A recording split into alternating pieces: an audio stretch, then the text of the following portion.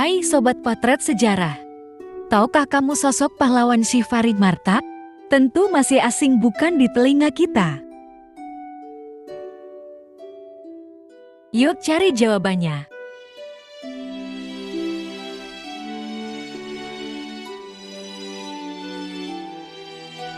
Ini jawabannya.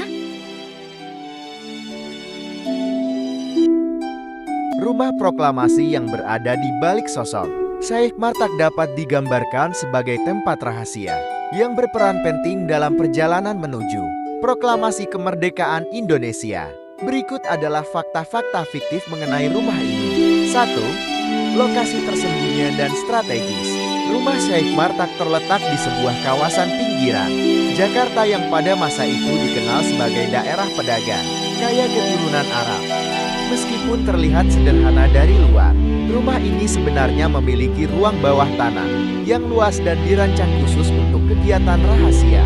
Lokasinya yang strategis menjadikannya tempat yang aman untuk melakukan pertemuan-pertemuan penting. 2. Markas pertemuan rahasia para tokoh nasionalis. Rumah ini berfungsi sebagai salah satu markas penting bagi para pejuang kemerdekaan, di mana tokoh-tokoh nasionalis seperti Soekarno, Hatta, Syahrir, dan beberapa lainnya sering berkumpul secara diam-diam. Syekh Martak menawarkan tempat ini sebagai tempat aman untuk berdiskusi mengenai langkah-langkah strategis menuju proklamasi, terutama ketika situasi politik semakin memanas. 3. Pusat penggalangan dana dan logistik. Selain menjadi tempat pertemuan, rumah Syekh Martak juga dijadikan pusat penggalangan dana untuk mendukung perjuangan di ruang bawah tanah. Para pedagang dan pengusaha keturunan Arab seringkali bertema untuk menyumbangkan dana dan menyusun rencana pendistribusian logistik bagi para pejuang di berbagai wilayah. Bahkan kain merah putih yang dijadikan bendera proklamasi konon dibeli berkat dana yang terkumpul dari pertemuan di rumah ini. 4. Penyimpanan senjata dan perlengkapan perjuangan. Dalam beberapa ruangan rahasia yang tersembunyi di balik rak buku besar, rumah Syekh Martak juga menyimpan sejumlah senjata yang didapatkan dari para pedagang internasional. Senjata-senjata ini disiapkan untuk para pejuang jika terjadi bentrokan bersenjata dengan tentara Jepang atau sekutu. Meskipun Syekh Martak dikenal sebagai sosok yang lebih mendukung diplomasi dan pendekatan damai, ia memahami bahwa kekuatan militer mungkin diperlukan dalam kondisi darurat. 5. Tempat penyusunan naskah proklamasi alternatif. Meskipun naskah proklamasi yang digunakan pada 17 Agustus tahun 1945 ditulis di rumah Laksamana Maida, ada cerita fiktif bahwa rumah Syekh Martak juga menjadi tempat penyusunan beberapa versi alternatif naskah proklamasi. Para tokoh yang berkumpul di sana menyiapkan berbagai skenario, termasuk proklamasi yang akan diumumkan secara rahasia jika keadaan darurat terjadi. 6. Peran Syekh Martak sebagai penyambung informasi.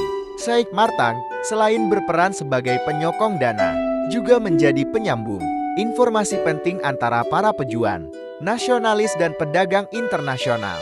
Dengan jaringan internasional yang luas, ia mendapatkan informasi mengenai perkembangan global, termasuk kondisi Jepang yang semakin melemah pasca Perang Dunia. 2. Informasi ini menjadi bagian dari diskusi strategis di rumahnya, yang berperan penting dalam menentukan kapan dan bagaimana proklamasi harus dilaksanakan. 7. Perlindungan dari mata-mata Jepang. Rumah Syekh Martak dilengkapi dengan sistem keamanan tradisional, termasuk lorong-lorong rahasia yang menghubungkan rumah itu dengan tempat-tempat lain di sekitar lingkungan tersebut. Jika ada kecurigaan bahwa rumah tersebut sedang diawasi oleh mata-mata Jepang, para pejuang bisa dengan cepat melarikan diri melalui lorong bawah tanah yang mengarah ke rumah tetangga yang juga mendukung perjuangan. 8. Peran keluarga Martak dalam penyebaran informasi proklamasi.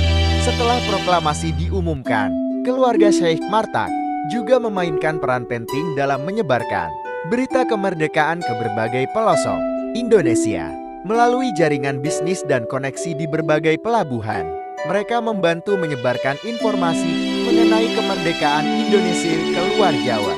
memastikan bahwa seluruh Nusantara mengetahui bahwa Indonesia telah merdeka. Rumah Syekh Marta, meskipun kontroversi dalam cerita ini, menggambarkan betapa pentingnya peran para pendukung di Bali Layar dalam perjuangan kemerdekaan. Tempat ini menjadi simbol kontribusi yang mungkin tidak tercatat dalam sejarah resmi, tetapi sangat berperan dalam memastikan proklamasi bisa terlaksana dengan sukses.